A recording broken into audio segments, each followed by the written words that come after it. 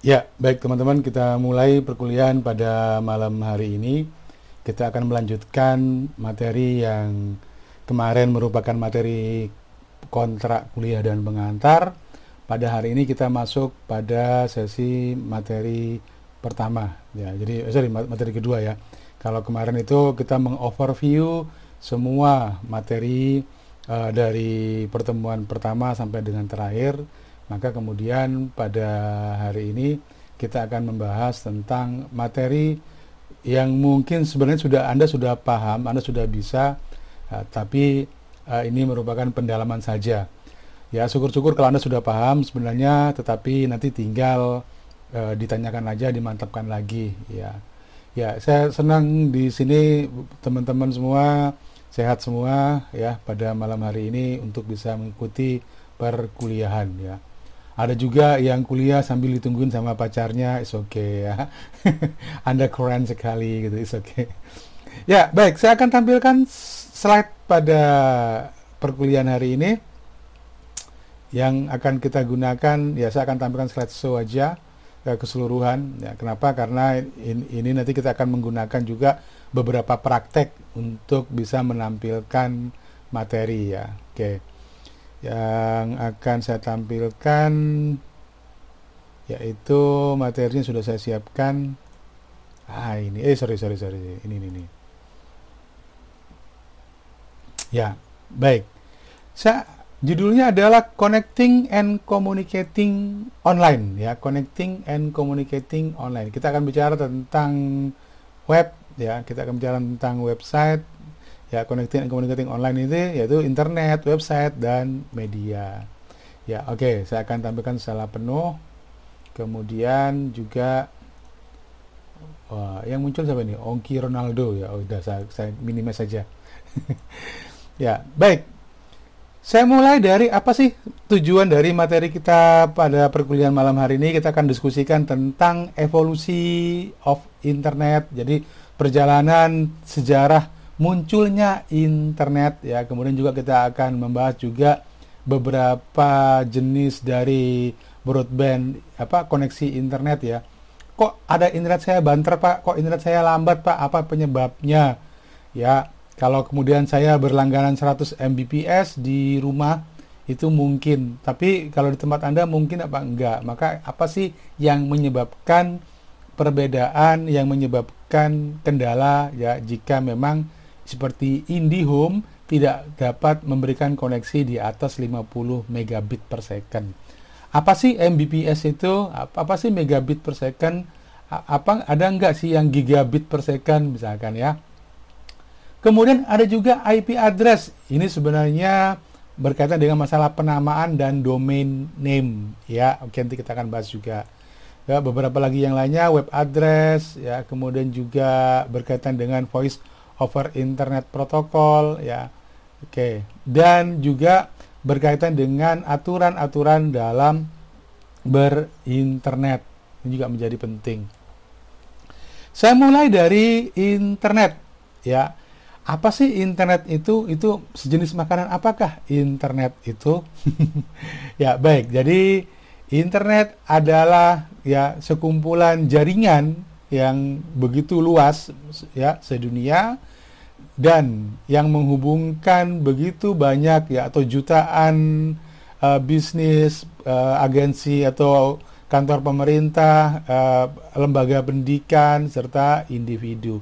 Jadi pada prinsipnya ya bahwa internet itu sebenarnya adalah jaringan komputer yang menghubungkan begitu banyak lembaga, kepentingan bisnis dan individu serta mungkin juga adalah lembaga pendidikan. Ya, ini sekarang kita rasakan betapa kemudian internet itu menjadi sumber berbagai macam kegiatan, sumber informasi, sumber komunikasi, ya kemudian juga akses, ya pelayanan dan seterusnya semuanya berbasis internet. Itu mengapa kemudian muncullah Internet of Things.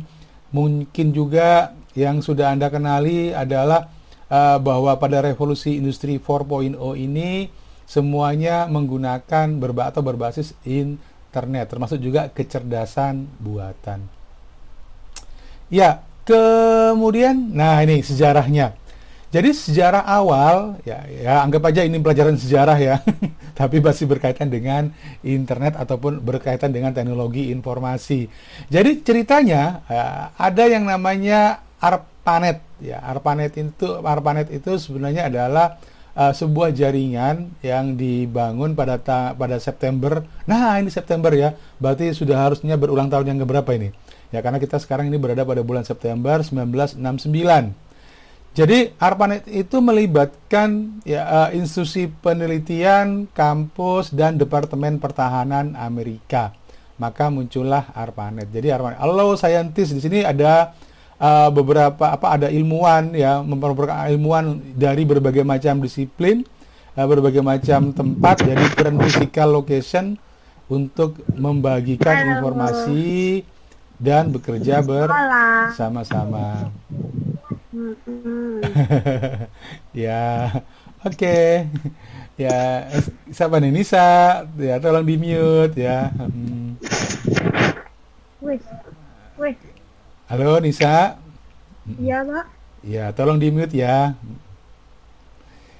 Ya, kemudian fungsi lainnya adalah bahwa dengan adanya jaringan tersebut, ya, jadi ini sebenarnya berkaitan dengan bagaimana dengan jaringan tersebut, ya, even if part the network were disabled or destroyed by a disaster. Jadi kemudian prinsip dasarnya adalah kalau misalnya satu kabel, sebuah konsep jaringan, bagaimana kemudian jaringan tersebut itu tidak mudah terputus, ya, ataupun rusak oleh adanya bencana.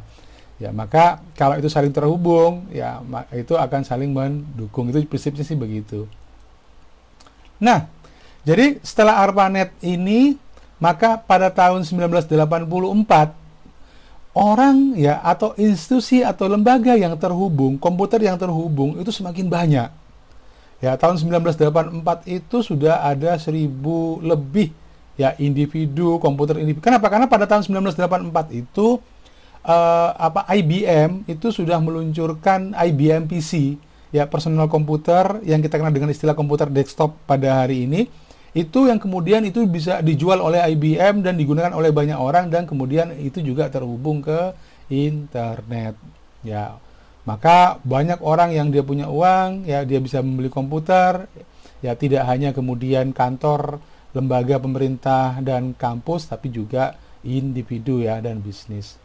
Dan saat ini sudah ada ya begitu banyak komputer yang terkoneksi ke jaringan internet ini, ya. Jadi bukan hanya berupa komputer yang Anda lihat sekarang, tapi juga bisa berupa perangkat, jam tangan, kemudian juga kacamata. Ya, kalau Anda pahami bahwa kacamata, ada juga kacamata yang dijual, dia juga sudah punya merupakan juga bagian dari Internet of Things, ya. Oke. Kemudian bagaimana internet itu bisa terhubung, connecting to the. Jadi bagaimana, Pak, kalau saya di rumah itu punya komputer, bagaimana itu bisa terkoneksi ke internet? Kalau sekarang kebanyakan mungkin orang sudah menggunakan handphone, tinggal dia kemudian pakai handphone, ya, kemudian dia beli kuota data, maka dia bisa menggunakan koneksi ke internet menggunakan mobile phone, ya, atau menggunakan smartphone. Tapi pada zaman dulu susah dan mahal. Susah dan mahal. Memang kalau di Indonesia baru pada tahun 95-97 itu ada Telkom itu membuat semacam koneksi ke internet yang berbasis tagihan rumah. Jadi orang tinggal beli modem, kemudian dia tinggal dial ke nomor tertentu, maka produknya disebut sebagai Telkomnet Instan. Jadi yang membuat kemudahan internet pertama kali pada waktu tahun 97-an ya, atau tahun 2000-an lah, itu adalah Telkom, ya, dengan Telkomnet Instannya. Kalau Anda akses ke internet pada waktu itu, ya, kecepatannya nggak lebih dari di bawah 1 Mbps, ya, di bawah, ya, itu, ya, di bawah 1 Mbps, sekitar 512 kilobyte lah, 512 kbps pada waktu itu 1 jam akses internet biayanya 10.000. Biayanya 10.000. Mahal sekali ya. Tuh. Ya, jadi kita bisa akses ke internet baik itu menggunakan komputer atau menggunakan perangkat yang lainnya dengan menggunakan berbasis kabel. Jadi kalau misalkan berbasis kabel seperti Telkomnet Instan atau Anda berlangganan koneksi internet. Kalau yang wireless ya seperti kalau kemudian Anda menggunakan mobile phone atau menggunakan handphone Anda untuk selama paket datanya ada dan jaringannya ada, maka itu bisa langsung connect ke internet ya. Kemudian komputer without communication device can use a wireless modem. Jadi pada waktu itu memang komputer belum banyak dilengkapi, belum ada wifi-nya ya. Pada waktu semuanya dicolokin menggunakan port langsung ke komputernya. Dulu ada RS-232. Ya, kemudian baru muncul USB. USB itu merupakan penemuan yang luar biasa karena perangkat apapun bisa dicolokin ke situ. Kalau dulu nggak bisa, ya komputer pada di bawah tahun 97 tahun 2000 itu masih menggunakan jalur paralel ataupun serial ya. Ya, baik. Maka ada yang namanya modem, ya. Maka ada yang namanya modem wireless, ya. Ini yang kemudian bisa digunakan untuk connect ke internet. Jadi komputer pakai wireless modem yang dicolokin ke USB, kemudian ini bisa disetting. Dulu ada SmartFriend. SmartFriend itu SmartFriend itu adalah salah satu provider atau jasa untuk koneksi ke internet yang awal masuk paling murah ya untuk bisa connect secara wireless. Tinggal kita beli modemnya, pasang kartu handphone, kemudian kita langganan ya, bayar langganannya, maka itu sudah bisa connect ke internet. Secara prinsip ya, maka perusahaan ada yang namanya ISP ya, nanti kita akan bahas di berikutnya. Ya, modem tersebut terkoneksi entah itu ke Telkom atau ke My Republic ataupun ke IM3 ya, atau ke punya Indosat, Oridio misalkan ya. Maka modem tersebut terkoneksi ke provider-provider atau perusahaan-perusahaan penyedia jasa internet tersebut. Maka ada yang namanya modem. Apa itu modem? Modem itu singkatan dari modulator demodulator atau alat untuk mengubah sinyal data ya dari komputer dikirimkan menjadi sinyal listrik. Nah, itu prinsipnya. Karena pada waktu masih menggunakan sinyal listrik yang dipakai di telepon. Ya, maka pakailah modem. Jadi kalau zaman dulu sebenarnya sih sampai sekarang juga sih ya masih menggunakan. Jadi mengubah data digital yang dari komputer ini ya kemudian dia akan bisa dikirimkan ke perusahaan penyedia jasa internet. Penyedia jasa internet itu punya sambungan langsung dengan saluran internet dunia atau yang kita kenal dengan istilah backbone. Nggak ada hubungannya dengan Andra and the Backbone grup band nyanyi itu ya, nggak ada ya. Nah, backbone itu artinya tulang punggung atau jalur besar ya koneksi internet.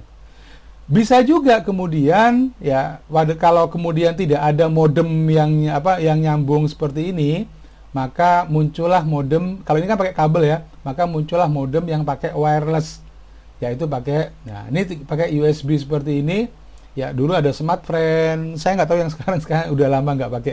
Jadi awal-awal saya punya beberapa nih ya, modem yang USB seperti ini, karena kebutuhan untuk banyak hal. Jadi tinggal pasang kartunya, ya kayak flash disk gitu, saya nggak tahu sekarang masih ada apa nggak, sepertinya masih ada ya. Untuk modem-modem seperti ini. Kemudian tinggal pasang, maka dia nyambung ke internet ya. Tentu saja akan ada tarif yang berlaku. Jadi ada internet itu yang pakai wire, artinya dia pakai kabel. Ada yang dia nggak pakai kabel atau wireless. Istilah wire itu artinya koneksi jaringan yang pakai kabel, sedangkan yang wireless itu less itu artinya tidak ya. Ya, artinya dia tidak pakai kabel. Kalau pakai yang wire, maka ada kabel internet service ya. Kemudian dia pakai teknologi DSL atau digital subscriber line. Salurannya dia secara khusus ya, seperti saluran telepon ya, maka ada kodenya tersendiri. Kemudian ada juga yang dia pakai fiber to the premises atau FTTP, ini protokolnya. Jadi sebenarnya untuk yang sekarang ini bukan hanya pakai kabel tembaga, kalau Anda perhatikan kabel telepon itu kan kabel tembaga sebenarnya. Nah, sekarang juga sudah ada yang wire tetapi yang dia pakai fiber optik. Ya, ini yang juga bisa dibedakan ya, dan jauh lebih cepat ya. Sedangkan yang wireless bisa juga pakai WiFi. Jadi istilah mungkin ada yang pakai bilangnya ada WiFi, ada WiFi. Mungkin umumnya orang-orang kita mungkin pakai WiFi ya, atau WiFi atau tapi ini adalah singkatan dari wireless fidelity ya, dimana kemudian Anda bisa koneksi ke internet ya tanpa kabel. Kemudian yang tadi pakai yang handphone Anda itu masuk pada istilah mobile broadband ya, mobile broadband. Ada juga yang pakai fixed wireless ya. Fixed wireless itu biasanya adalah point to point ya, untuk perusahaan dia pakai pakai saluran wireless ya, tetapi dia sudah ditetap ya. Jadi ada point to point dari perusahaan penyedia ke perusahaan. Dulu Unitomo juga pakai ini dulu ya. Ada juga yang satelit internet service. Jadi internetnya dia nggak pakai lewat provider yang dari gedung itu, tapi atau dari antena, tapi dia langsung tembak ke satelit. Biasanya ya, yang wireless yang dia pakai satelit ini adalah yang dipakai oleh bank. Kalau Anda lihat ada ATM, ya ada ATM, kemudian di atasnya ada parabola, maka itu adalah saluran ya internet ya berbasis satelit. Oke. Kemudian sebelumnya kita juga mengenal istilah hotspot. Hotspot itu ya istilah untuk saluran internet ya di suatu area yang kita sediakan.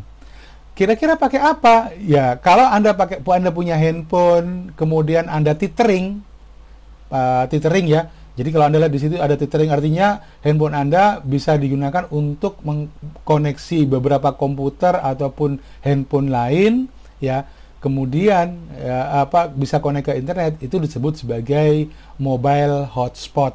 Ya, jadi tethered smartphone as a mobile hotspot. Jadi istilah hotspot ya, atau titik panas kalau bahasa Indonesianya, itu adalah area yang bisa dijangkau, yang disediakan untuk akses internet, itu hotspot. Makanya dulu istilahnya adalah hotspot area. Biasanya ada istilah hotspot area ya, itu hotspot area itu biasanya sebelum dulu ada mungkin di kafe-kafe atau di beberapa warung kopi, warkop, itu angkringan, itu biasanya ada hotspot, itu juga adalah hotspot. Selain mungkin pakai handphone, bisa juga kemudian pakai ya perangkat mobile hotspot. Kalau nggak salah beberapa saya lupa, kalau nggak salah punyanya Smart Friend juga ya, dia juga sudah menyediakan alat, tinggal pasang kartu. Nah, ini bisa untuk nyambung untuk 4 sampai dengan 7 perangkat yang bisa terkoneksi ya ke internet dari hotspot ini. Ya, ini ya. Maka si notebook atau handphone atau tablet ataupun printer yang via WiFi, dia juga bisa terkoneksi ke internet atau ke hotspot ini. Ya, itu gambarannya. Ya, sekarang kita bahas tentang ISP atau Internet Service Provider. Jadi, istilah ISP atau Internet Service Provider itu adalah sebuah perusahaan yang menyediakan jasa ya, baik bagi individu ataupun untuk lembaga untuk bisa mengakses internet. Ya, baik itu internet free ya, atau juga for a fee ataupun berbayar ya. Jadi prinsipnya bahwa ISP itu adalah perusahaan yang dia itu menyediakan jasa ya, baik itu individu ataupun organisasi ya, untuk bisa terkoneksi ke internet, baik itu berbayar ataupun gratis. Apa contohnya? Contohnya adalah Telkom ya, Telkom, kemudian IndiHome itu ya, melalui IndiHome misalkan. Ada Mobile Ooredoo, IM3 Ooredoo, apalagi ya. Kalau saya pakai MyRepublic ya, saya pakai MyRepublic, kebetulan di perumahan saya itu sudah ada saluran atau jaringan fiber optik. Jadi tidak pakai tembaga tapi pakai serat kaca ya, atau fiber optik, sehingga kemudian bisa banter, bisa agak cepat untuk internetnya. Oke, pahami ya istilah ISP ini. Nah, ada juga istilah bandwidth ya atau lebar pita. Lebar pita itu merupakan istilah untuk berapa banyak data yang bisa diakses ya atau yang bisa diakses ya melalui jaringan internet tersebut. Biasanya istilahnya menggunakan istilah megabyte dan gigabyte. Ya, ada istilah megabyte ya. Jadi kalau kemudian nanti Anda belajar tentang teknik digital ya, maka ada istilah-istilah ya Anda harus pahami juga. Byte itu adalah istilah untuk data. 1 byte bayangkan aja sama seperti 1 huruf. Jadi A itu 1 byte, B 1 byte, C 1 byte. Itu gambarannya paling gampang.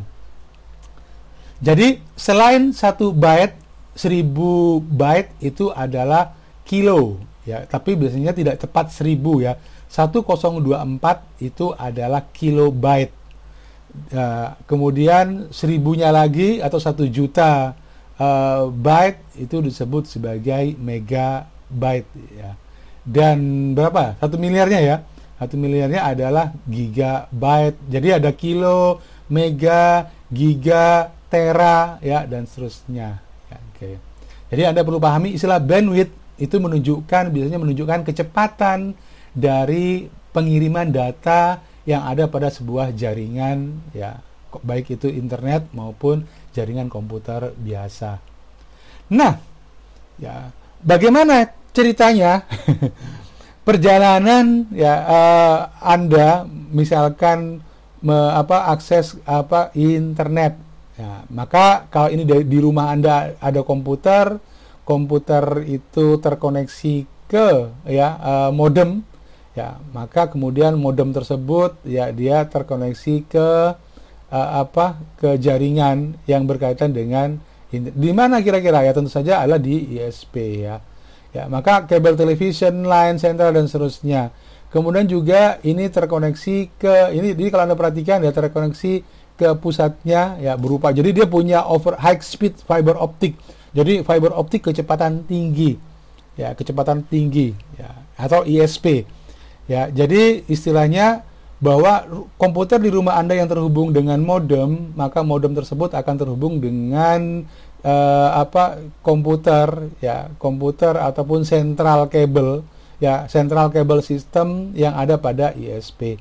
ISP tersebut kemudian dia juga terkoneksi ke sebuah jaringan ya internet, dan kemudian dia mengakses server yang Anda akses. Jadi contohnya begini, dari rumah Anda buka e-learning ya, Anda buka Unitomo misalkan, unitomo.ac.id di browser Anda, maka sebenarnya dia mengirimkan permintaan ya yang kemudian diterima oleh ISP. ISP akan melihat itu alamatnya di mana ya, baru kemudian dikirimkan ke komputer servernya, maka komputer server akan mengirimkan informasi yang Anda minta ya, dikirim lagi ke rumah Anda ya. Itu prinsipnya begitu ya. Pak, saya kok bisa Pak buka kompas.com atau detik.com ya. Ya, itu karena ketika Anda ketik detik.com, maka sebenarnya ya, jadi saya langsung contohkan aja ya. Jadi kalau ini adalah browser, aplikasi yang digunakan untuk mengakses internet, ketika Anda buka detik.com seperti ini, kemudian Anda enter, maka sebenarnya ini sebagai perintah kepada ISP Anda, tolong dong saya tampilkan informasi yang ada di detik.com. Maka kemudian dia akan alamat ini, domain ini, dia akan diminta keliling ke modem Anda akan keliling-keliling lagi ya, sampai kemudian nyampe ke ISP akan, oh alamatnya di mana ya? Oh detik.com. Oke, kalau gitu saya akan buka servernya minta ke detik.com, servernya detik.com untuk mengirimkan informasi. Jadi setiap kali Anda klik, setiap kali Anda ketik alamat, maka sebenarnya itu sifatnya adalah send and request ya, mengirim dan meminta informasi. Ya, oke. Ini yang sedikit agak teknis ya.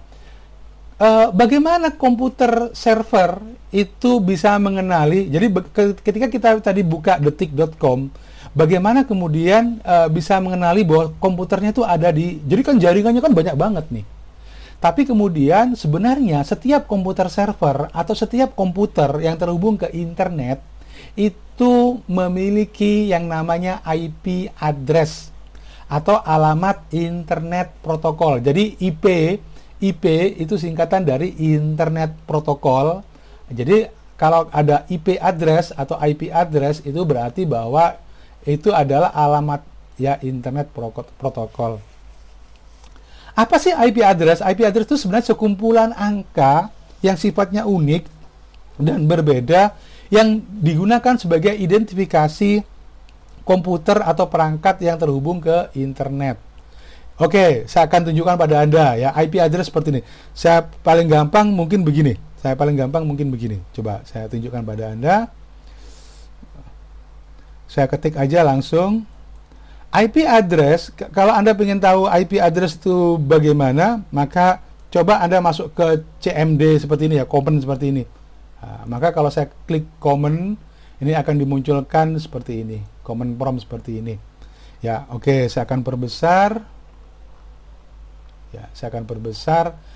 Ya, jadi perintah misalkan kalau saya ketik ping seperti ini, saya ketik unitomo.ac.id, maka sebenarnya komputer servernya Unitomo itu adalah 172.67.187.59. Oke ya.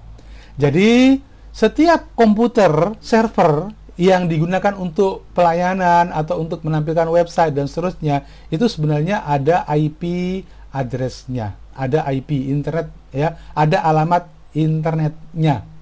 Ya, coba saya cari lagi, sama nggak sih antara e-learning dengan blog misalkan. Saya pakai blog aja coba. blog.unitomo.ac.id. Oke, ini coba saya sedikit saya. Ya, kalau Anda perhatikan ya, untuk yang ping pertama alamat website unitomo.ac.id itu 172.67.187.59. Tapi pada blog.unitomo.ac.id itu pada 104.21. Ini berarti dia beda. Jadi beda apa alamat publiknya ya. Oke, contoh lagi misalkan yang lainnya adalah detik.com misalkan ya. ping.detik.com, maka saya ingin tahu ping.detik.com. Perintah ping itu sebenarnya digunakan untuk bisa melihat apakah seberapa cepatkah akses ke sebuah website ya. Maka saya coba pakai ping.detik.com, maka ternyata, nah perhatikan ya, alamat dari detik.com itu berbeda dengan alamatnya Unitomo tadi ya. Kalau Unitomo tadi 104.21.4.241, maka IP public atau IP address pada detik.com itu adalah 103.49.221.211. Oke. Jadi sebenarnya kalau Anda perhatikan kita bisa ya sorry. Mana ini ya? Oh, ini dia. Oke. Ya. Jadi kita bisa menggunakan jadi gini, untuk bisa membuka akses ke internet ya, akses ke detik.com, ini contohnya ya. Maka bisa saja kan saya ketik tadi detik.com. Atau kalau misalkan Anda mau buka lagi misalkan kompas.com, maka Anda tinggal buka kompas.com seperti ini. Ya kan? Atau kalau Anda misalkan mau buka apa lagi ya yang paling umum, kompasiana.com misalkan. Oke, kompasiana.com misalkan. Maka ya, ini namanya adalah domain name server. Tetapi boleh nggak sih kalau kemudian saya pakai IP ya? Boleh nggak sih kalau saya pakai IP public untuk memanggilnya? Ya, oke, kita coba sekarang ya. Ini gimana cara ngopinya? Ctrl M. Sorry. Ya, oke. Jadi saya coba untuk Mac aja, udah gini aja deh. Nah, ini. Ya, ada IP seperti ini. Ya, IP-nya adalah 103. Ini punya detik ya. Jadi coba diingat-ingat punya detik.com. Saya copy, kemudian saya masuk lagi ke browser. Kalau tadi saya pakai detik.com untuk manggil, maka kira-kira kalau saya ketikkan seperti ini, Ini adalah 103 IP address-nya dari Detik ya. Kira-kira akan masuk kemana? Kalau saya enter, ya, maka harusnya dia akan memanggil detik.com. Ini memanggil langsung detik.com.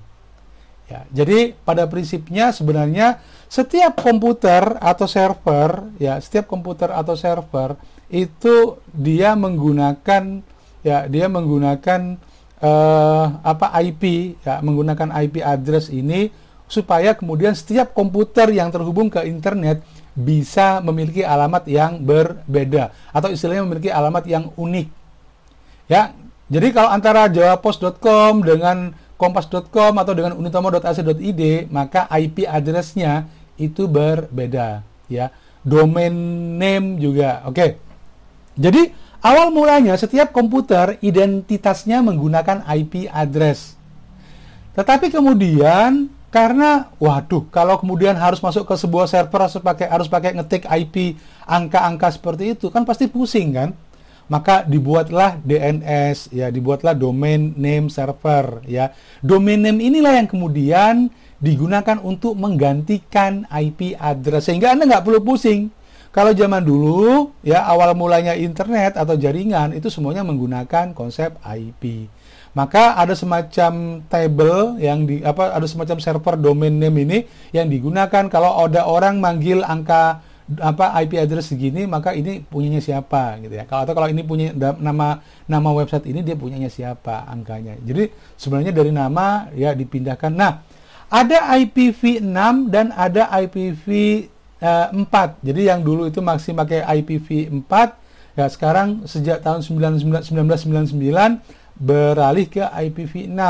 Mengapa? Karena IPv4 itu semakin karena komputer yang terkoneksi ke internet semakin banyak, akhirnya ini nggak cukup.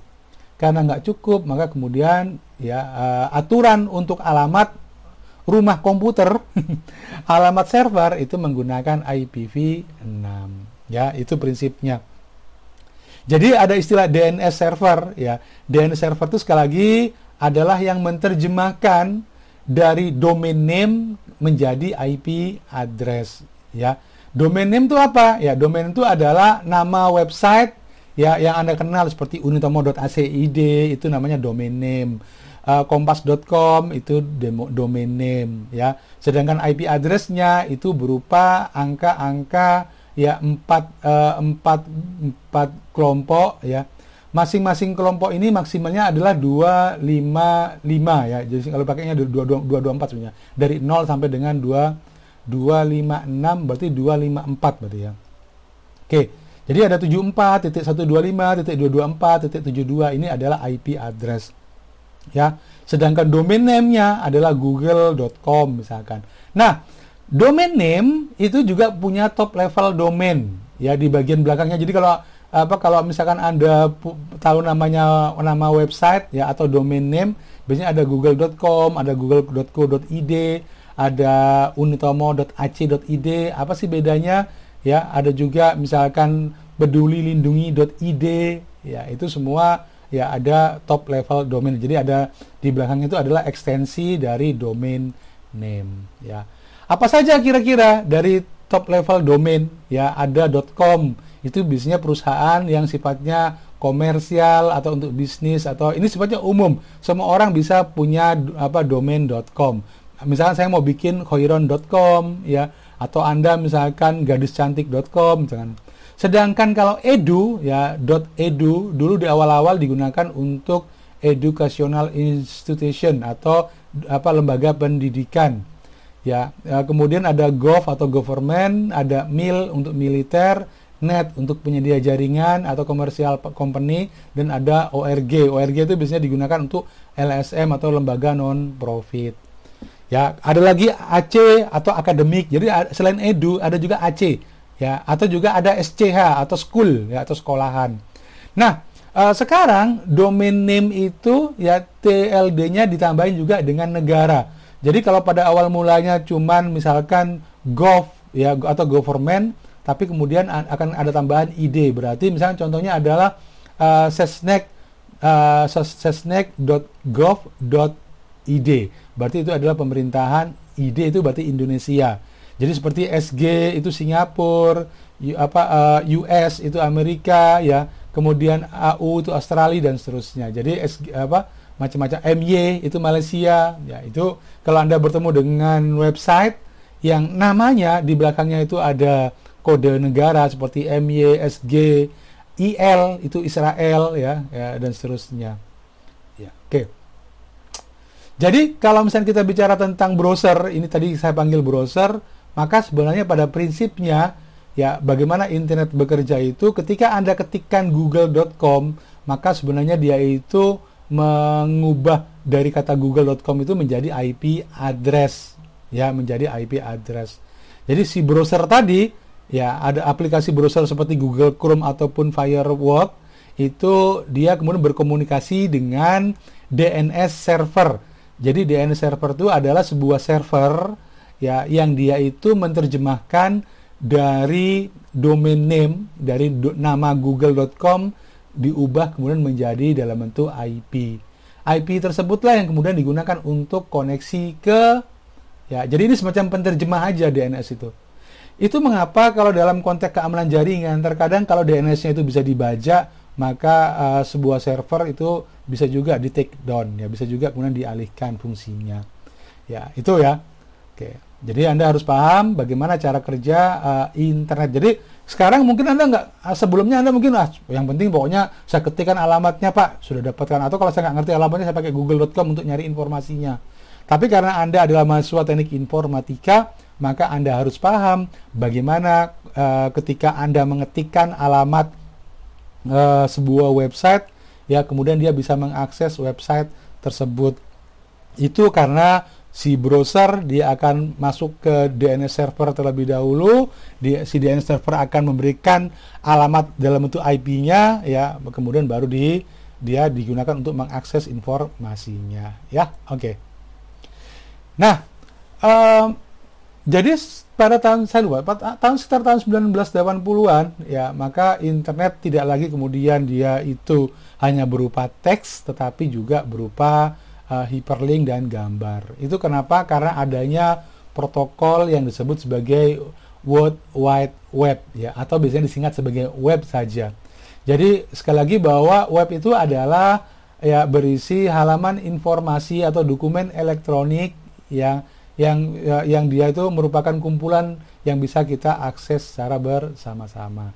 Sedangkan website itu adalah sekumpulan informasi atau web pages. Itu kemarin kita sudah sempat bahas ya ini ya, yang memiliki informasi yang setipe ya. Jadi kalau misalnya detik.com ya pasti isinya tentang berita tentang itu. Kalau www.unitomo.ac.id ya pasti tentang informasi tentang kampus ya, kira-kira begitu. Sedangkan komputer yang menyediakan informasi tersebut disebut sebagai web server ya. Ini jadi ya, web 2.0 itu mengacu pada website yang menyediakan ya provide a mean for user to share personal information. Jadi web 2.0 itu sifatnya adalah bahwa website yang menyediakan ya informasi yang sifatnya personal ya. Kemudian juga memperbolehkan si user untuk bisa mengubah kontennya ya. Contohnya apa misalkan? Contohnya adalah seperti blog misalkan. Itu juga adalah bagian dari web 2.0. Ya, Anda bisa. Jadi kalau dulu enggak. Dulu itu website itu sifatnya statis. Jadi kalau sebuah perusahaan dia menyediakan informasi, maka kemudian informasi tersebut ya prinsipnya dia hanya bisa dilihat saja.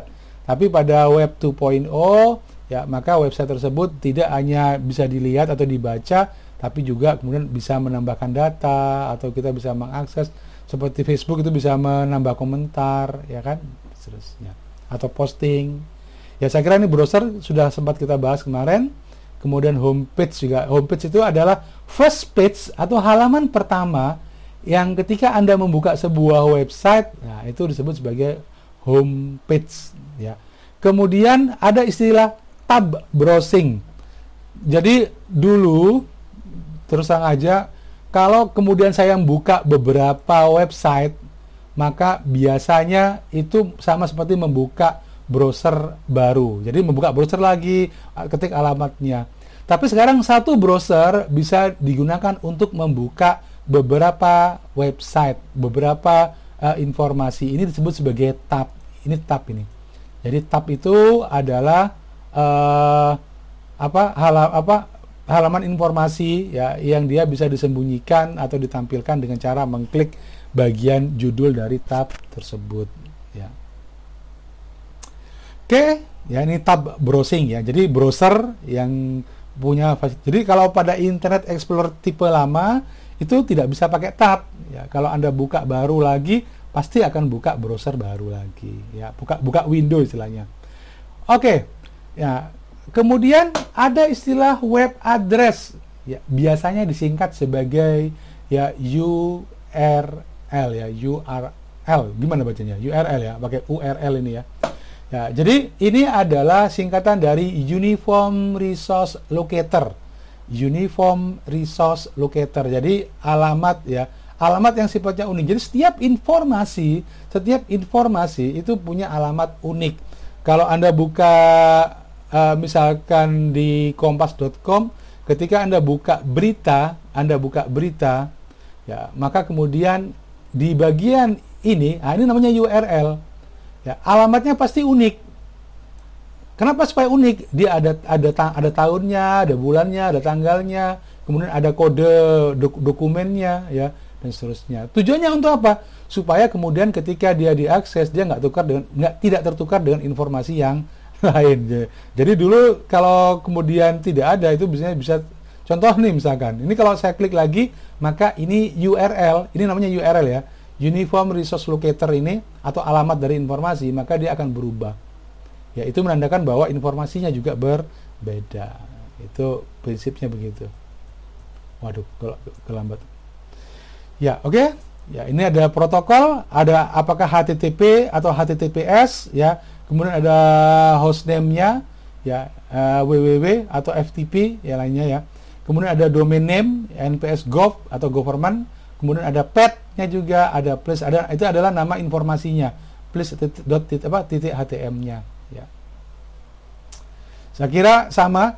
Kalau dulu Anda internet itu hanya bisa tampil di notebook atau di komputer, tapi kemudian sekarang kita bisa lihat ternyata bahwa ya internet itu juga bisa kita tampilkan juga di televisi. Maka muncullah smart TV ya. Muncullah smart TV. Jadi kalau sekarang televisi sudah bisa digunakan untuk nyetel YouTube, untuk bisa browsing ya dan seterusnya. Ini betapa kemudian kemudahan untuk bisa mengakses internet dengan berbagai macam perangkat ya. Kemarin kita sudah membahas tentang search engine ya, tapi saya akan coba memperkenalkan pada Anda beberapa search engine ya. Ya, baik. Jadi saya coba tutup supaya nggak rame. Ya, ini juga saya tutup. Ya, saya coba tutup. Ya, umumnya search engine yang kita gunakan adalah mungkin Google. Ya, oke, Google. Ya, mungkin. Saya coba ketiknya salah. Tapi Google-nya, perhatikan Google itu O-nya cuma 2, tapi saya coba Google-nya O-nya ada 3. Bisa nggak sih dia? Ya, ternyata dia langsung dibagi menjadi ya. Ada juga misalkan google.co.id. Ya, jadi kalau Anda perhatikan ini berarti dia menggunakan server yang ada di Indonesia. Jadi ini adalah google.com dan ini adalah google.co.id. Sama sih sebenarnya ya, prinsipnya sama. Ya, ini disebut sebagai search engine ya. Selain Google, ada juga mungkin pernah Anda kenal DuckDuckGo. Oke, saya coba. Ini adalah search engine juga. Ya, saya pakai satu aja Google-nya ya. Ada juga yahoo.com. Yahoo.com selain penyedia email juga merupakan search engine ya, atau mesin pencari. Kesamaannya adalah semua mesin pencari pasti ada kotak seperti ini, Ya, apalagi ya mesin pencari itu ya.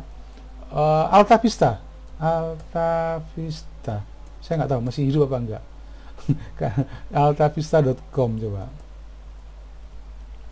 Ya, altavista.com. Oke, Ternyata Alta Vista sekarang dibeli oleh Yahoo ya. Dibeli oleh Yahoo. Maka yang muncul adalah Yahoo. Yang muncul adalah Yahoo. Nah, ini kan Yahoo.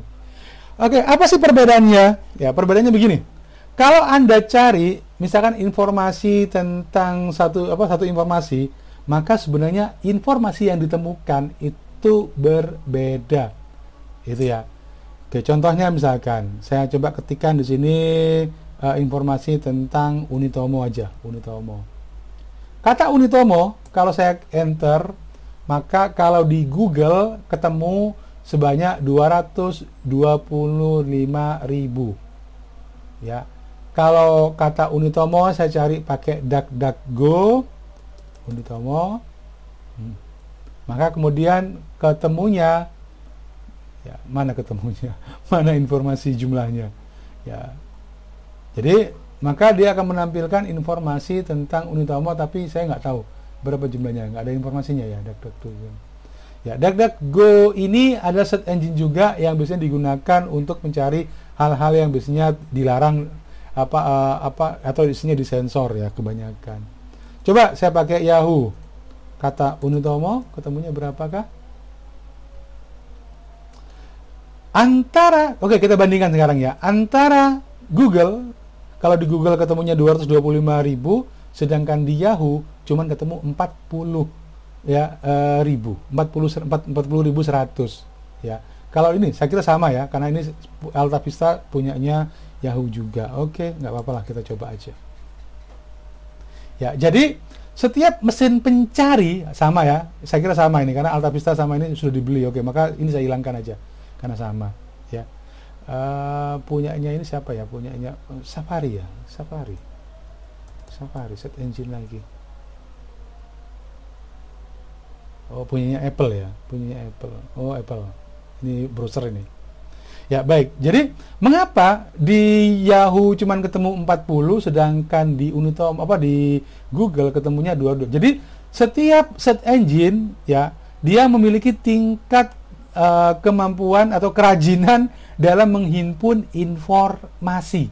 Jadi, ketika saya ketik Unitomo, maka yang muncul ada harga, profil, foto, kemudian dan seterusnya. Sedangkan kalau yang di ini ada websitenya juga, oke, leak yang muncul. Ya, di halaman pertama setelahnya Unitomo itu yang muncul leak. Padahal kalau yang di Google ya, yang muncul di Google setelahnya Unitomo ya, di dalamnya maka apakah kelas profesional, leak, ini semuanya itu bisa jadi satu ya oleh mereka. Ya, kemudian baru harga web ini. Ini yang saya sebut sebagai bahwa informasi yang dimiliki oleh bisa saja, contoh lagi misalkan. Di Google, saya coba ketik kata Koiron. Ya, maka muncul 1.100.900. Kalau saya ketik kata Koiron di Yahoo, ya, Koiron di Yahoo, maka ya bisa saja nggak ada. Ya, bisa saja nggak ada. Ya, cuman ada juga 4 juta ya. Oke, coba saya ketikkan Pak Choi. Pak Choi, bisa saja yang muncul adalah bukan saya, tapi yang muncul adalah Pak Choi itu adalah sayuran. Jadi kalau Anda panggil saya Pak Choi, itu artinya bahwa Anda memanggil saya sebagai nama sayuran. Oke. Ada berapa ya? 40 sekian ya, 40 juta, banyak sekali ya. Kalau di sini pun sama ya, Pak Choi. Ya, maka ya, Pak Choi, Bok Choi ya, dan seterusnya. Jadi ini gambaran dari betapa bahwa setiap search engine memiliki kekuatan informasi yang berbeda. Kemarin saya sudah membahas tentang contoh dari bagaimana menggunakan search engine. Sekarang pertanyaannya adalah, kalau saya menggunakan kata virus ya, kemudian saya pakai file type seperti ini, PPT, PowerPoint, artinya saya mencari kata virus ya, di dalam bentuk file PPT.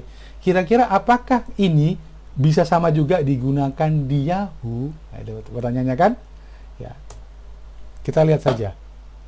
Apakah Yahoo ya memiliki ya model yang sama untuk bisa menampilkan PPT? Jadi kalau Anda perhatikan, oke, ini PowerPoint, CCT, ini slideshow, ini PPT, ya, dan seterusnya. Dan ternyata ya, saya belum tahu. Ini coba kalau saya klik, apakah dia akan menyimpan hal yang sama?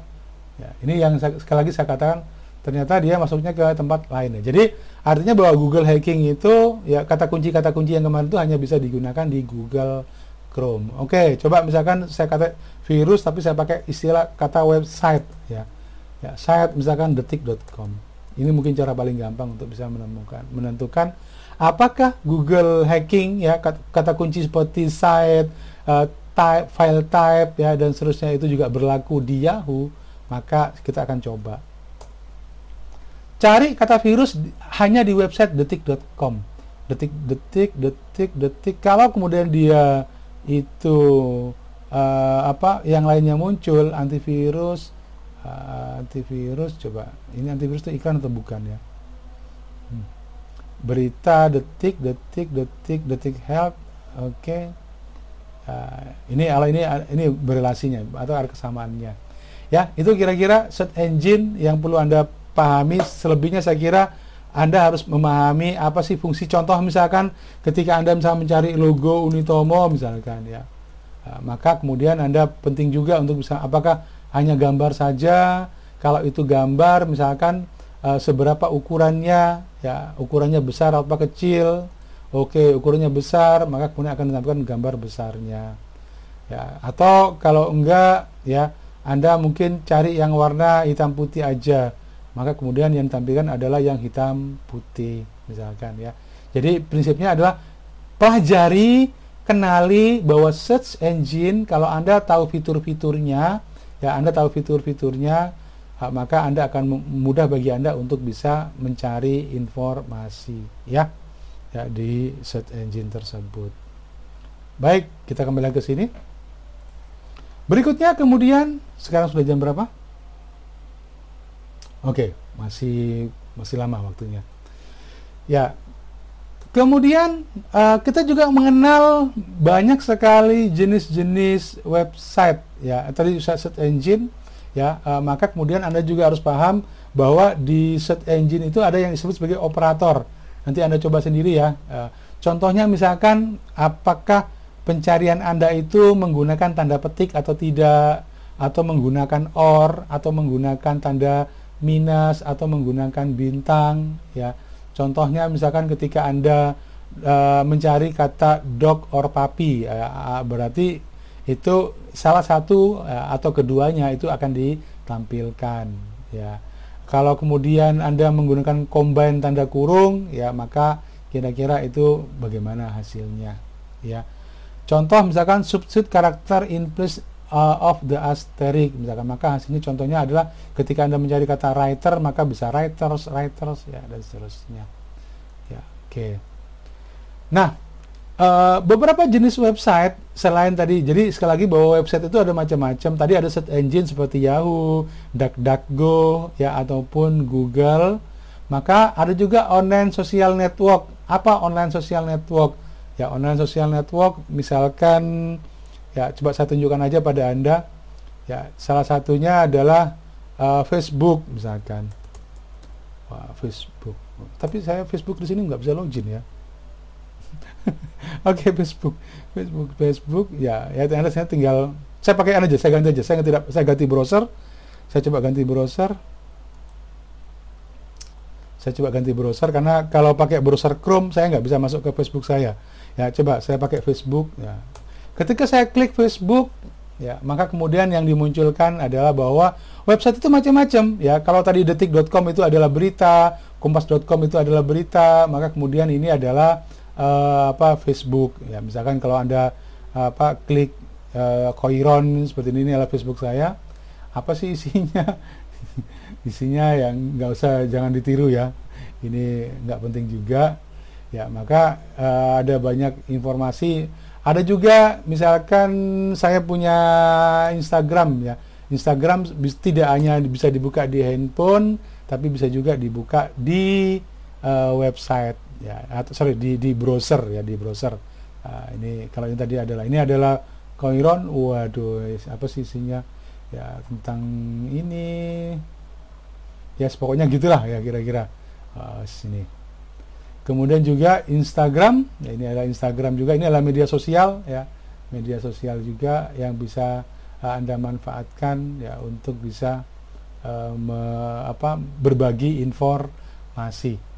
Ada juga yang disebut sebagai blog keroyokan ya, nanti kita lihat lagi apa contohnya. Saya lupa, saya dulu punya apakah di Blogspot atau di WordPress ya, tapi insinya ya mungkin ya, mudah-mudahan kalau ada ya. Kalau nggak ada ya nggak apa-apa. Oh, saya lupa. Saya lupa tahun berapa. Wah, ini dia saya ya. Jadi saya dulu belajar ngeblog tahun 2005 ya. Maka kemudian ini adalah foto saya tahun berapa ini ya. Wah, ya, sini saya juga dulu pernah gondrong ternyata. Ya, ini kira-kira. Tapi kan ukuran penuh. Oke, ukuran penuh ya. Ya. Mas, ukuran penuhnya segitu. Ya sudah, nggak usah. Ternyata fotonya kecil juga. Ya. Ya, oke. Saya juga punya di Kompasiana.com itu adalah apa sih namanya, tempat saya dulu biasanya kalau nulis-nulis ya dan seterusnya.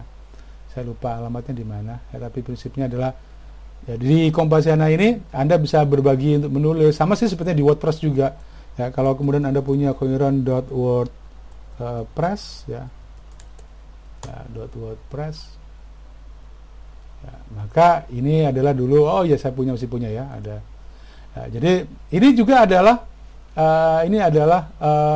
blog ya, blog keroyokan. Jadi kalau jadi yang namanya blog itu bukan hanya yang blogspot seperti ini atau juga WordPress seperti ini. Ini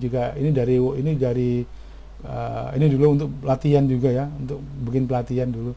Maka bisa juga seperti ini. Ini adalah Kompasiana. Ini adalah tulisan saya di Kompasiana.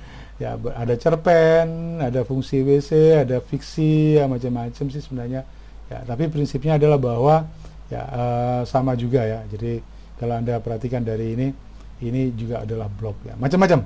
Oke, kita kembali lagi. Jadi bukan hanya portal. Jadi website itu untuk jenis-jenis website, bukan hanya berupa online social network seperti Facebook tadi, atau seperti Twitter ataupun Instagram, bisa juga informational and research.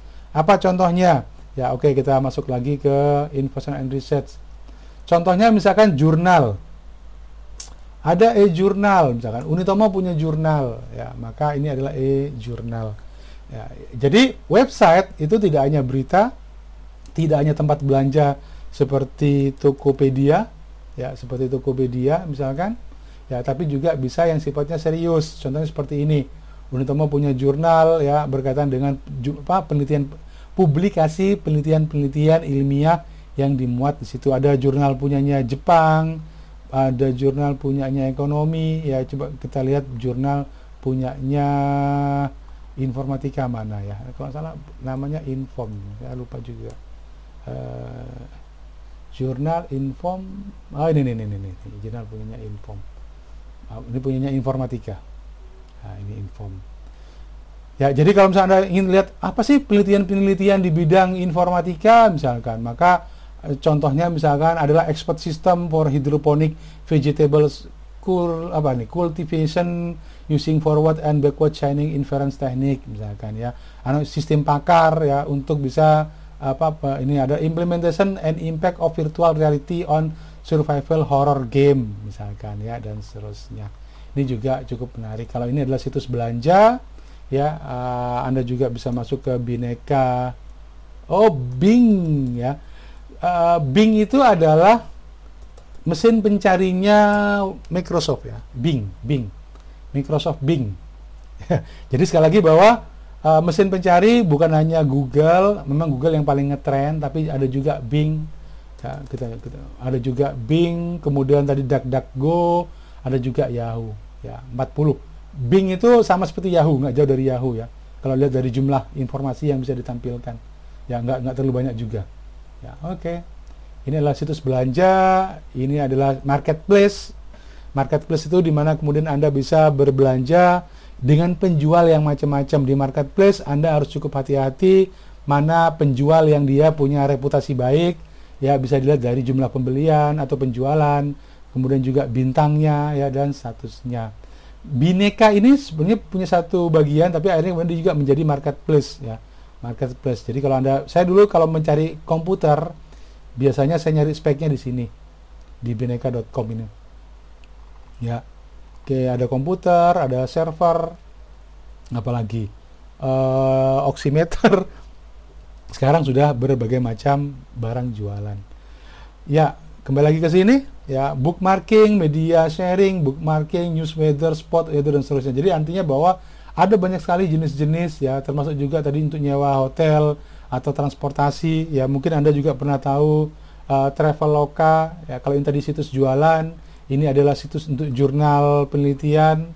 Ini adalah blog saya yang lama nggak tahu isinya apa. Ini adalah Kompasiana, tempat saya dulu bisa nulis. Ya. Ini saya tutup juga, ini saya tutup juga. Ini adalah IG saya, Instagram saya, ya macam-macam isinya, ya. Oke, ya saya tutup juga. Dan ini adalah Facebook saya tutup juga, ya. Kita akan coba untuk membuka Traveloka misalkan, ya Traveloka atau Agoda, ya agoda.com. Jadi mengapa kemudian perjalanan kita menjadi jauh lebih mudah, kenapa? Karena kita sudah punya ancar-ancar.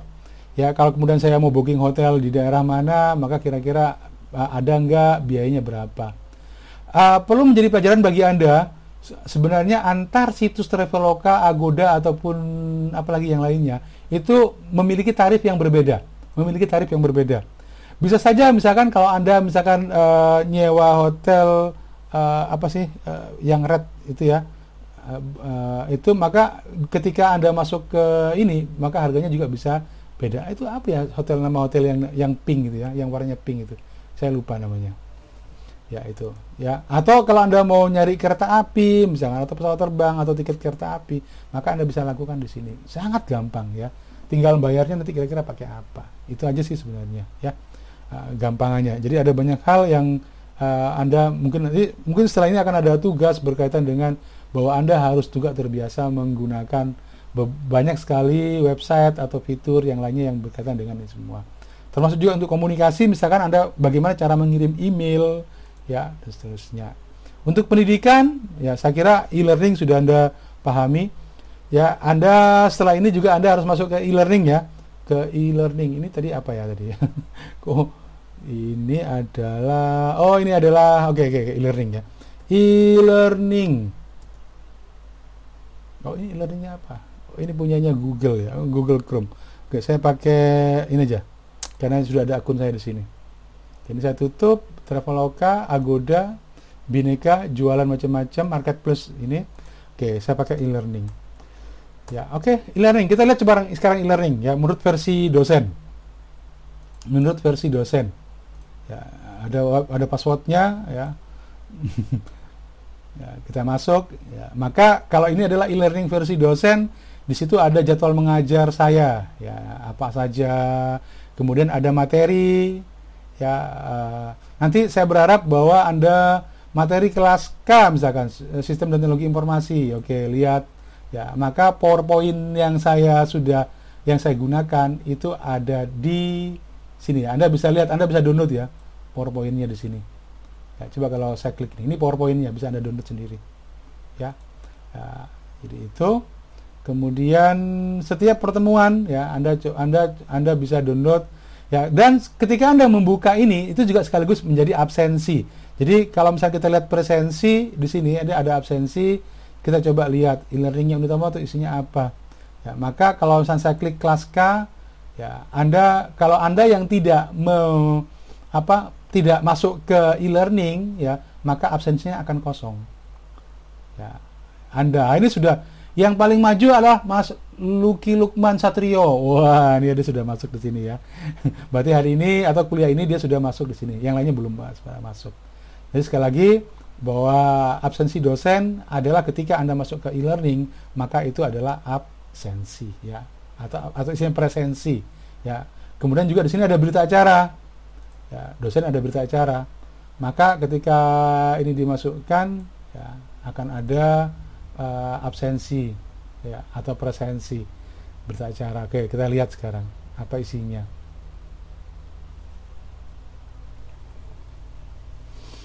Ya, mana ya tadi ya? Ya, absensi. Oh, ini dia ya absensinya. Oke, kita lihat absensinya. Jadi dosen itu punya berita acara yang akan dicek oleh prodi apakah dia mengajar atau tidak. Maka tadi baru Mas Lukman saja yang absensi, sehingga yang mahasiswa hadir munculnya 1. Jadi kalau setelah perkuliahan ini Anda absen atau masuk ke e-learning, maka ini jumlahnya akan bertambah sesuai dengan jumlah yang absen di e-learning ya. Oke, ini saya tutup, kemudian saya akan kembali lagi ke tampilan ini ya. Ada apa lagi? Ada lagi bank soal, maka dosen bisa memasukkan soal. Soalnya bisa berupa multiple choice ya, bisa juga berupa, ada juga kemudian penjadwalan ujian ya, ada penjadwalan ujian ya. Kalau buat ujian, kapan mau ujian, misalkan UTS atau UAS, bentuknya apakah multiple choice, jenisnya multiple choice atau IC ya. Kalau IC maka tidak ada lagi yang lainnya, tapi kalau multiple choice pilihan ganda maka berapa jumlah soalnya ya. Kemudian ada juga hasil ujian, ketika Anda setelah menjawab maka kemudian, jadi tampilan antara dosen dengan e-learning Anda itu berbeda ya. Itu saya kira itu ya untuk berkaitan dengan e-learning ya, e-learning. Kemudian ada, jadi itu e-learning ya. Jadi artinya bahwa website itu bisa juga digunakan untuk pembelajaran ya. Prinsipnya adalah pembelajaran. Oke, baik, saya akan lanjutkan. Saya akan lanjutkan ke berikutnya. Ada juga health and fitness. Tadi saya sudah tahu ya, blog ya. Ada juga wiki and collaboration. Wiki and collaboration itu seperti Wikipedia. Kalau Anda tahu ada website yang namanya Wikipedia. Jadi Wikipedia itu adalah sebuah website yang berisi informasi apapun, tetapi yang menjadi narasumber yang memasukkan adalah bisa semua orang. Ya, ada juga yang dia rajin sebagai narasumber, nanti orang-orang akan saling mengoreksi. Ada juga kadang-kadang yang mengubah atau memanipulasi wiki, tapi kemudian akan ada orang lagi yang lainnya akan mengembalikan ke informasi semula. Jadi kalau Anda mau ngarang-ngarang di Wikipedia, mungkin bisa saja, tetapi pasti akan ada juga orang yang akan memperbaiki kalau itu menjadi informasi sifatnya umum ya. Blog itu tadi seperti Blogspot ya, WordPress ataupun Kompasiana ya. Dulu ada Detik blog, ada blog Detik, tapi blog Detik sudah ditutup ya, sudah ditutup. Saya dulu seringkali dapat juara lomba nulis dapat handphone ya, dapat uang itu dari Kompasiana yang tadi itu ya. Tuh, maka bagus juga, ada banyak lomba ya yang bisa Anda ikuti, lomba menulis. Kalau salah sekarang ada lomba menulis tentang Danau Toba. Kalau Anda ikut, Anda bisa dapatkan tiket gratis pulang pergi ke Danau Toba ya itu. Oke, website lagi yang lainnya lah entertainment, banking, finance, travel, tourism, mapping, oke, dan seterusnya. Oke, kita akan coba entertainment ya. Apa sih entertainment yang ada di website misalkan ya. Oke, website. Oke, yang ini saya tutup. Saya akan tutup juga yang ini ya. Saya akan coba tampilkan pada Anda e-banking ya. Apa ya, klik. Oke ya, mudah-mudahan Anda tidak menghafal login saya. Ya, oke, nggak apa-apa lah ya. Oke. Jadi bahwa website itu juga bisa digunakan untuk bisa melihat melihat akun bank kita ya. Jadi ini saya punya akun di BCA, maka kemudian saya bisa cek ya. Kemudian saya juga bisa tahu berapa informasi saldonya. Kemudian saya juga mungkin bisa melakukan pembelian misalkan. Contohnya misalkan oke, saya mau beli pulsa ya, voucher isi ulang dan seterusnya. Walaupun sebenarnya kalau sekarang lebih enak yang pakai mobile banking ya, aplikasi e-banking. Tapi prinsipnya adalah bahwa dengan Anda mungkin mau bayar PLN misalkan ya, mau bayar listrik atau mau voucher isi ulang ya, mungkin oke, saya bayar PLN prabayar ya, atau saya coba mungkin bayar pembayaran tapi bayar listrik PLN, mana PLN listrik. Nah, di sini ada, karena saya sudah bisa bayar pakai ini, maka ada, maka saya lanjutkan ya. Tagihan sudah terbayar, maka dia sudah terbayar ya. Kartu kredit misalkan, Ada nggak kartu kredit aku? Ternyata saya juga punya kartu kredit. Berapa tagihannya? Wah, malu saya ya kalau saya harus nampilkan tagihan kartu kredit saya. Nggak usah ya. Oke. Tapi intinya adalah bahwa dengan dengan website itu ya bisa pembelajaran, bisa karya tulis ilmiah, bisa hiburan ya. Hiburan tuh contohnya adalah seperti YouTube, ya kan? Seperti YouTube. Nah, jadi Anda bisa lihat bahwa Anda juga bisa hiburan atau bisa apalagi yang lainnya. Ya, jadi kalau ini adalah channel saya, ya saya kira sudah saya beri informasi kemarin ya. Tapi ini channel yang berbeda ya ini karena ini menggunakan. Oke, jadi itu prinsipnya. Saya bisa ganti channel yang lain lagi ya. Oke, kembali lagi ke semula, yaitu ini ya, retail and auction, lelang, mapping, banyak lagi. Kira travel and tourism saya kira tadi ya. Sudah saya tampilkan yaitu Agoda dan Traveloka ya, ada juga kereta api juga punya website sendiri.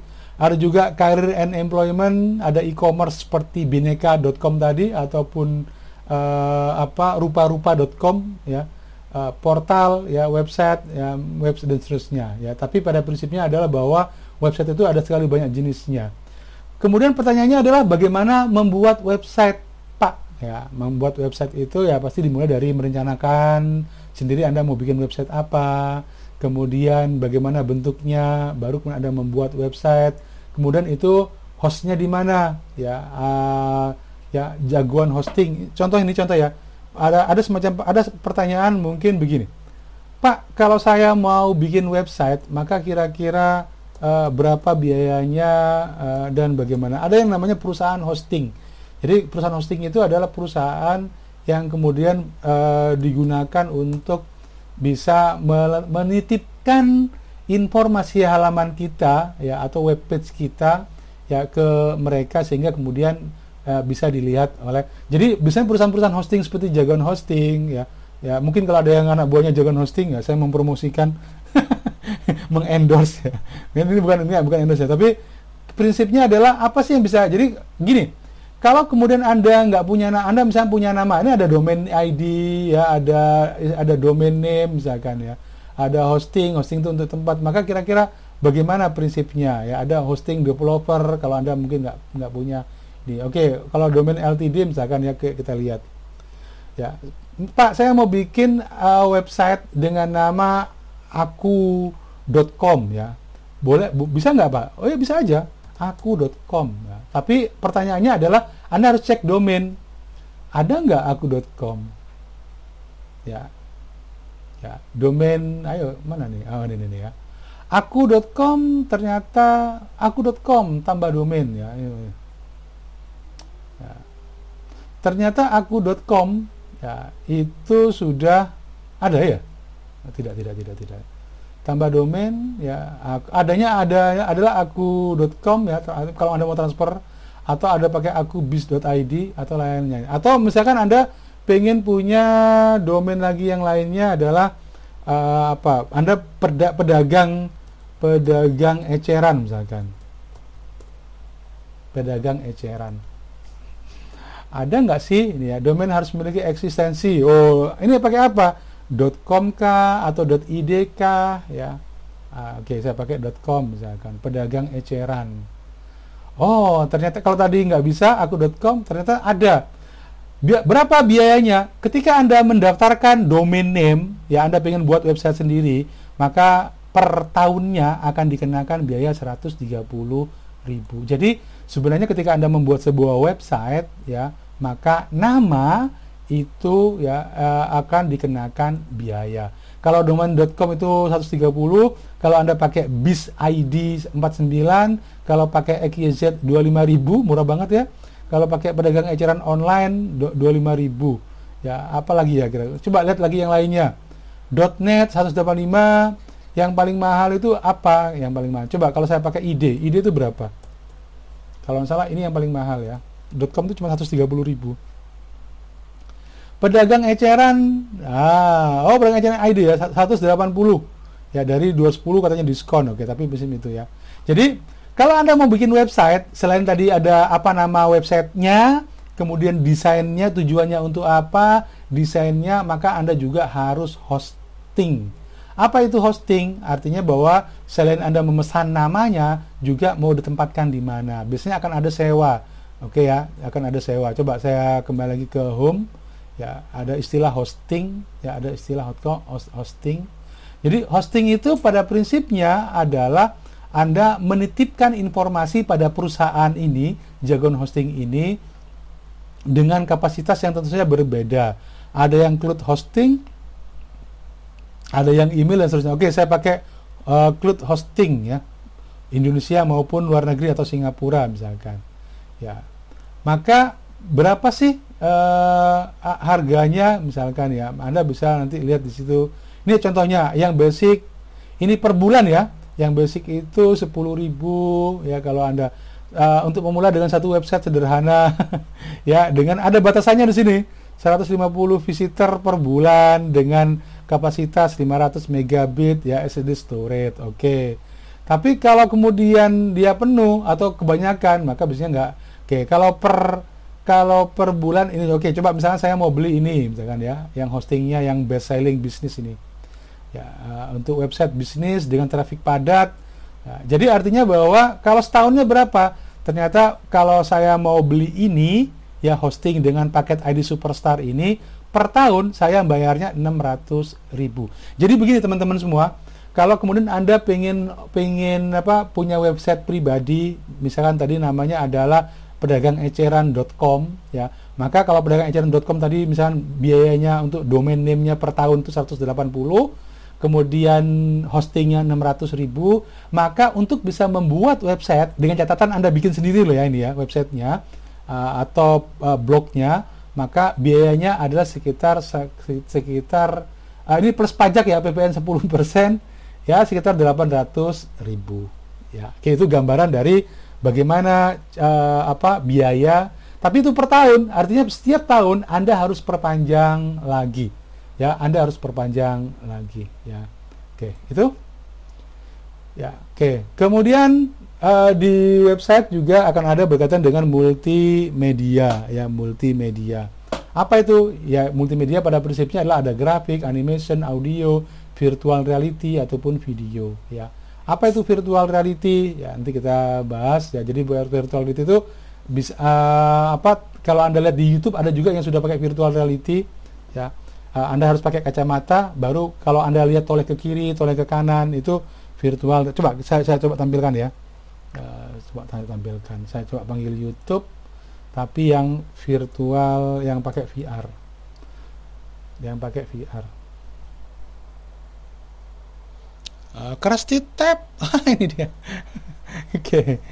Ini ada sebuah Miao ini cukup laris juga ini. Dia teknologinya sekarang sudah pakai juga VR. Jadi VR itu pada prinsipnya adalah bahwa ini masih iklan ya. Ini masih iklan. Ntar dulu, tunggu dulu. Aduh, kok saya post malah ya. Oke. Ini gara-gara tidak berlangganan ini ya. Makanya ada iklannya. Ya, apakah Anda akan oke dulu. Maka ya kalau di VR ya, ini sebenarnya kalau di VR, hey guys, maka lagi bersama gua. Saya nggak tahu ini kira-kira nggak ada orangnya di sini ya. Halo. Oh, bukan ini ya. Jadi kalau VR, saya lupa di VR itu ini nih. Ini Anda harus pakai kacamata VR ya, supaya kemudian ketika Anda noleh ke kiri atau ke kanan itu bisa digunakan. Ya, itu prinsipnya. Ya, seolah-olah Anda berada pada dunia game ini ya, itu pakai VR ya. Ya, oke. Itu saya kembali lagi ke informasi ini. Virtual reality ya, ada grafik ya. Kemudian ada sebentar nih. Nah, file gambar mungkin yang Anda sering kali temui adalah mungkin berupa file BMP atau bitmap dan JPEG. Sebenarnya ada banyak sekali file gambar. Tapi kalau di internet yang paling umum adalah BMP, GIF, JPEG, ya, PNG atau Portable Network Graphic dan TIFF ya. Jadi kalau misalnya dari kamera digital biasanya sudah ada jadi langsung dari JPEG, jadinya dalam bentuk JPEG ya. Tapi ada juga yang pakai RAW atau pakai TIFF. Ya, ini jadi gambar itu, file gambar itu ada ekstensinya adalah bisa berupa JPEG atau GIF atau BMP atau PNG ya. Ya, sedangkan infografis itu adalah informasi yang disajikan dalam bentuk gambar. Jadi ini sekarang di dalam dunia desain grafis menjadi bagian utama bagaimana kemudian informasi disajikan dengan sangat menarik ya. Jadi infografis itu adalah visual representation of data and information designed to communicate quickly. Mengapa kemudian menyajikan informasi tidak dalam bentuk tabel-tabel atau angka? Karena itu akan susah untuk bisa dipahami dengan cepat. Tapi kalau dengan menggunakan gambar atau infografis seperti ini, maka informasi akan jauh lebih mudah ditangkap. Ya, itu prinsipnya. Kemudian juga ya, animasi, saya kira berkaitan dengan bagaimana gerak. Ada juga musik. Saya kira sudah banyak juga radio-radio internet ya yang bisa dibuka. Ada juga VR juga itu juga bisa dimasukkan. Kemudian kalau Anda buka browser, ada juga plugin. Jadi sebenarnya browser itu seperti punyanya ini nih ya. Maka sebenarnya kita bisa membuka plugin. Contoh nih ya, contoh misalkan. Kalau kemudian Anda buka, saya buka website ini, saya punya IP. Ya. Ini sebenarnya di komputer Anda, di browser Anda nggak mungkin ada. Kenapa? Karena ini adalah plugin yang bisa kita tambahkan, yang bisa kita install di dalamnya. Ya, tujuannya adalah untuk bisa melihat domain ini punya siapa sih, ISP-nya di mana, ya IP-nya berapa dan seterusnya. Kalau tadi kemudian saya ganti dengan detik.com, maka kalau kemudian saya klik ini informasinya ya, maka akan ditampilkan informasi ini, masih ngumpulin informasi ya. Oke, biarin aja dulu. Ya, oke. Nah, jadi ada informasi-informasi. Jadi nggak perlu pakai ping tadi sebenarnya. Tapi saya menggunakan tambahan atau add-in, ya istilahnya add-in. Kalau Anda buka browser, biasanya akan ada mana ya di sini ya. Akan ada tambahan alat lainnya yang bisa ditambahkan ya ke dalam browser kita. Sehingga browser kita bisa ada juga Grammarly di sini. Grammarly itu adalah informasi yang bisa kita gunakan ya untuk bisa menampilkan terjemahan ya, atau apakah yang kita ketik itu sudah benar atau tidak ya dalam bahasa Inggrisnya. Ini kenapa nggak lama banget? Ya sudah, kita tinggal aja ya. Oke, kita lanjutkan lagi. Saya percepat teman-teman semua. Ya, ini ada email. Ya. Nanti kita akan bahas tentang email juga. Tugas Anda tentang email, saya kira ini sudah umum sekali. Tapi Anda harus paham bahwa email itu tidak boleh sampai salah dalam menuliskan email ya. Bagaimana email itu dikirimkan? Ya, Anda bisa saja mengirimkan email dari komputer Anda ke komputer Anda sendiri. Ya, ini email list, instant messaging, ya pakai WA ataupun pakai yang lainnya. Dan ada chat room, ya, ini juga sudah terbiasa. Ada voice over internet protocol. Saya kira ini juga sama seperti yang kita lakukan sekarang ya. Jadi kalau dulu sebelum tahun 2000 orang pakai teknologi VoIP ini di Indonesia itu ditangkap. Dulu ada di Rungkut Surabaya, ada orang yang dia memberikan layanan informasi internet suara menggunakan VoIP. Ini seperti Skype ya, seperti chat seperti WhatsApp. Anda pakai telepon WhatsApp itu, maka itu masuk pada voice over internet protokol, di mana kemudian suara kita dikirimkan ya melalui internet. Ya, itu VoIP ya. Ada juga protokol FTP ya, file transfer protocol. Apa contohnya ya? Saya lupa beberapa FTP. Ya, jadi ini website tapi sebenarnya dia nggak menampilkan informasi panjang, tapi hanya berupa FTP doang. Coba siapa tahu FTP-nya UI ya, .ac.id, saya nggak tahu juga. Mudah-mudahan ada protokolnya. Jadi kalau ini adalah website berbasis web ya, maka ada juga yang sifatnya FTP. FTP itu pada prinsipnya adalah informasi yang kemudian bisa kita download informasi atau file-filenya ya dengan menggunakan tadi ya. Ya kebanyakan sih sebenarnya ya download server-servernya ya, FTP cukup lama ya. Ya, kalau salah saya lupa kambing atau apa gitu ya, punya UI ini, punya UI. Tapi sekarang tidak begitu banyak orang menyediakan server ya berupa FTP seperti ini ya. Ini oke. Jadi biasanya isinya bukan www tapi FTP biasanya ya, berupa FTP. FTP command Linux ya, best FTP client for Linux. Oke, coba kita lihat. FTP rata-rata sih dia ada di web ya, Mozilla juga ya, atau Matop ya, oke. Saya coba ini.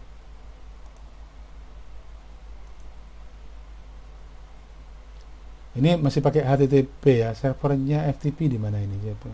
Biasanya sih ada juga untuk bisa mengakses seperti Nautilus ya, yang lainnya yang bisa digunakan untuk ya, oke, itu ya. FTP. Ya, FTP server sifatnya adalah file transfer protokol yang dia hanya menyediakan data file yang kemudian bisa kita langsung. Nah, yang terakhir adalah netiquette. Ya, netiquette itu sebenarnya berkaitan dengan ada etika ya ketika kita berkomunikasi ya di internet. Dulu sih biasanya kalau Smile itu menggunakan icon seperti ini, tapi sebelum ada gambar ya. Dulu kalau orang chatting ya maka biasanya menggunakan informasi seperti apa? Seperti ini. Ada juga BDW atau by the way atau VYI atau for your information ya. Ada juga IMHO. Jadi orang kalau chatting kan dia butuh yang cepat, yang kira-kira tapi sama-sama dimengerti. Maka kemudian ada beberapa singkatan seperti in my humble opinion ya, ada juga correct me C miau ya, correct me if I'm wrong ya, atau TY dan seterusnya. Ini adalah hal-hal yang biasanya disingkat ataupun bagian dari etikat dalam berkomunikasi ya. Oke, itu saya kira itu kita sudah membahas tentang internet, kemudian juga tentang web, beberapa jenis website beserta contohnya, kemudian juga ada beberapa service yang lain selain website, juga ada FTP, ada email ya, dan yang pada bagian akhir adalah netiquette. Oke, baik, saya masuk, kita masih punya waktu sekitar 9 menit ya, 9 menit. Silakan, mungkin ada pertanyaan ya,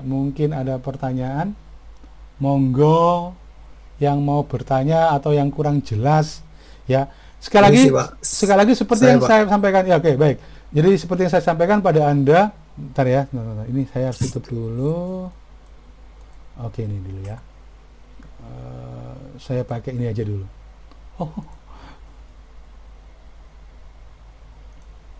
Ya, silakan. Yang mau bertanya?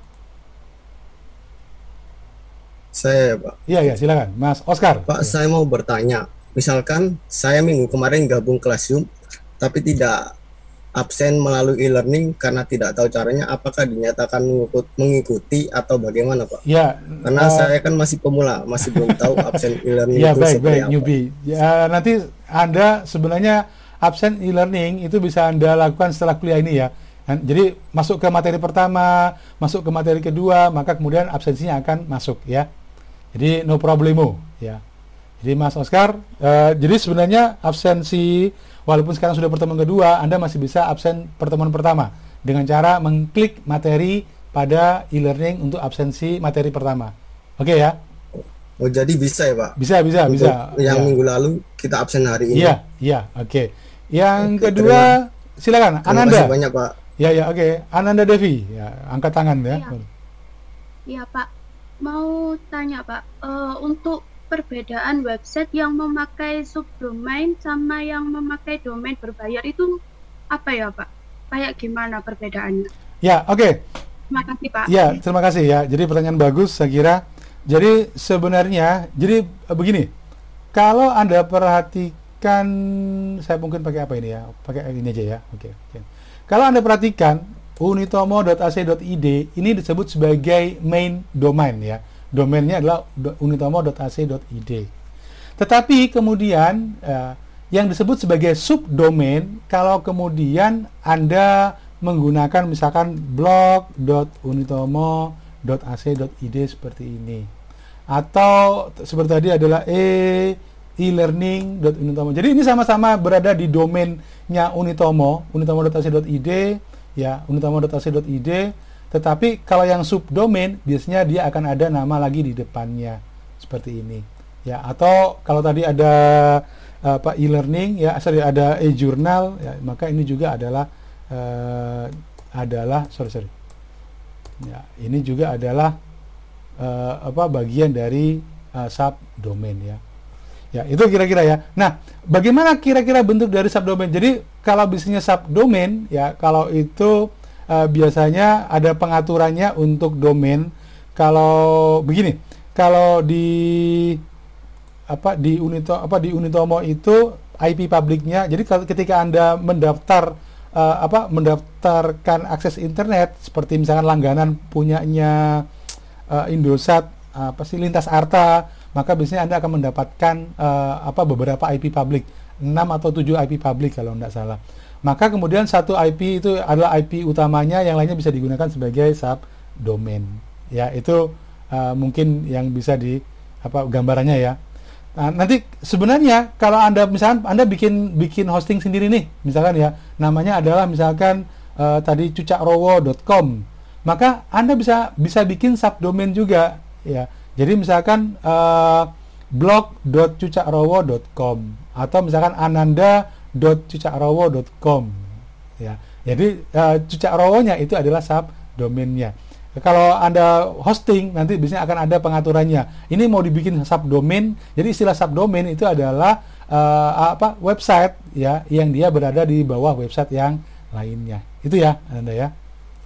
Ada lagi kah? Tadi siapa yang angkat tangan tadi? Ya, oke. Jadi oke, Marcelinus, silakan. Baik, terima kasih, Pak. Saya mau bertanya terkait jaringan. Iya. Mau bertanya tentang DNS tadi, Pak, sama IP address. DNS dan sama IP address, Pak. IP address ya. Kenapa? Kan dalam definisinya domain name system itu domain name server. Ya. IP. Kemudian bisa menjadi URL atau linknya. Kemudian alamat IP-nya pengalamat atau piranti keras yang berfungsi untuk menghubungkan dalam suatu jaringan. Ya, oke. Yang menjadi pertanyaan saya, Pak, bagaimana kalau misalnya DNS atau domain name system mengalami masalah dalam proses menerjemahkan alamat IP? Kemudian apa yang ditampilkan pada halaman browser? Ya. Terima kasih, Pak. Baik, oke. Jadi sebentar, saya tunjukkan ya pada Anda ya. Ada organisasi yang dia itu mengorganisasi berkaitan dengan masalah domain ya. Kalau di Indonesia ada yang namanya Pandi. Wah, ini saya kira Mas pertanyaan bagus ya, bagus. Kenapa? Karena sebenarnya ada sebuah organisasi yang dia itu mengelola semua domain yang berkaitan dengan ya. Maka domain name itu dikelola oleh Pandi ini. Jadi termasuk ketika kemudian Anda hosting tadi ya, seperti jagoan hosting tadi juga sebenarnya dia juga adalah ya, ketika perpanjangannya pembayarnya adalah ke pandi.com ini ya. Apakah mungkin, Pak, domainnya error? Sangat mungkin ya. Pernah terjadi ketika sebuah website ya, ketika dia diakses ya, ini ternyata kemudian alamatnya tidak ketemu. Itu terjadi kalau kemudian ada gangguan server. Kalau tidak salah begini, teman-teman semua, Unitomo itu servernya, server blognya itu kan ada di kampus ya, dan dia punya IP publik.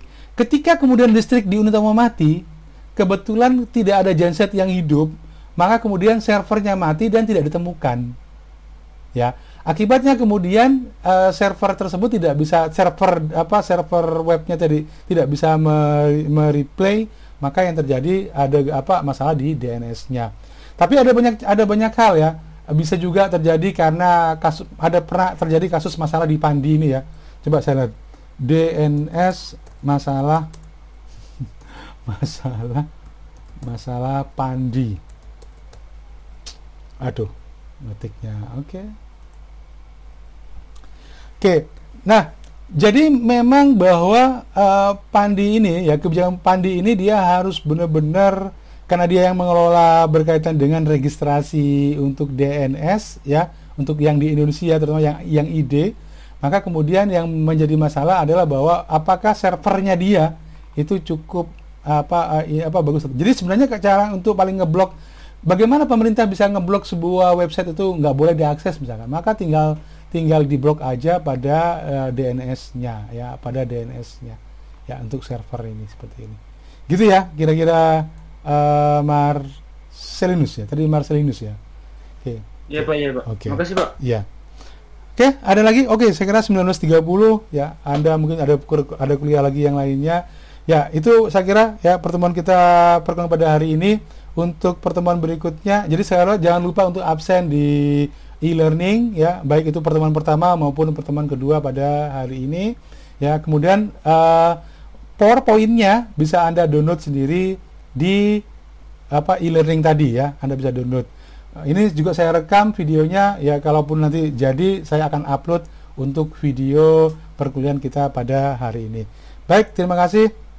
Ya, Assalamualaikum warahmatullahi wabarakatuh. Ya, silakan untuk meninggalkan tempat. Waalaikumsalam warahmatullahi wabarakatuh. Terima kasih Pak. Waalaikumsalam warahmatullahi wabarakatuh.